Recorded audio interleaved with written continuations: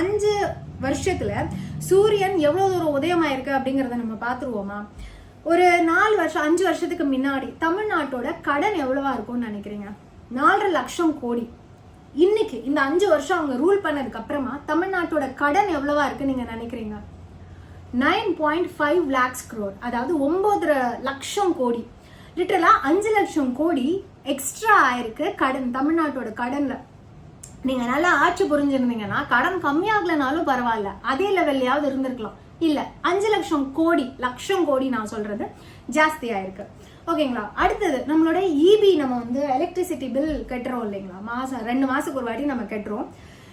அந்த 5 வருஷத்துக்கு முன்னாடி அதாவது 2021 2022க்கு முன்னாடி எலக்ட்ரிசிட்டி பில் வந்து தோராயமா ஒரு 300 ரூபாய் கட்டிட்டு இருந்த ஒரு வீடு இன்னைக்கு மினிமமே 900 rupees கட்டுற மாதிரியான ஒரு நிலைமை வந்து நம்மளுக்கு இருக்கு.